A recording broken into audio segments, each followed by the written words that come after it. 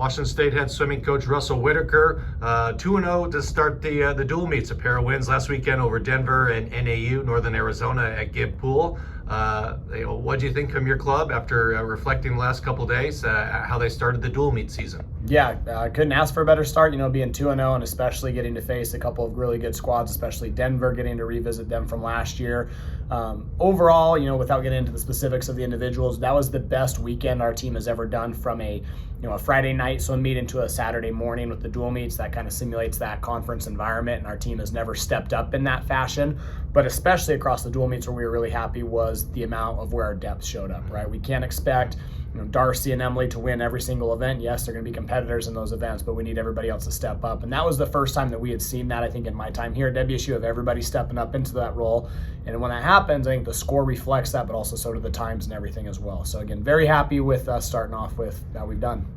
In addition to Darcy and Emily's success, 7 pool records fell last weekend in 2 meets, and in 3 WSU top 10 times. A lot of those were from some new names. What's it been like watching these newcomers kind of slowly come into themselves and really stepping up as the season goes along? Yeah, it's really exciting, especially we're breaking pool records in season. I think we broke 7 pool records all of last year. So to see us doing that through our just first weekend of home meets at Gibb Pool, I think that does speak pretty big volumes to what we're doing. But Darcy Revitt taking down that 100 and 200 freestyle pool record, that was really exciting to be able to see that early on. We have been working the 200 free as a kind of more of another event for her, which is just good to see that coming to fruition. Emily taking down that 2 IM pool record, continuing to show that adversity that she's got.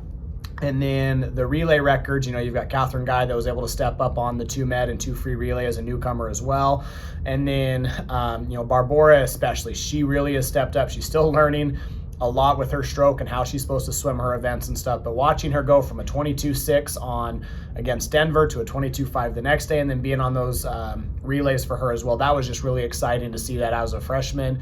And like we've discussed before, but just with that family legacy, with her aunt being our lone Olympian here from Washington State swimming, not that she's got big shoes to fill, but it is really cool to see her following in those same footsteps here. Yeah, Barbara with the famous name around here in the Northwest, Milicite, very impressive, and great to have her kind of stepping up as the season goes along. Another name that I know you wanted to highlight was Malika. Had another top 10, or had a put her first top 10 time in there, and is really coming along, and again adding some depth for this team. Yeah, Malika and that 200 fly, that was really special to see. Malika, not that we didn't have maybe the year that we wanted last year, but she has faced a lot of adversity. And when you look at somebody that has actually taken, I think, maybe learning from the hard lessons, unfortunately, last year, she turned that around. She stayed for the summer with our program, and she trained pretty relentlessly. And so seeing all of that come to fruition now with that 200 flying, we know there's still even more that she's going to be capable of with that, and even also this 100 flying, some other events. But that was just a very special moment to see her go a best time in season as well, but to get her name added to that list. And looking forward to this week. You guys are at home again to wrap up your dual meets for the fall.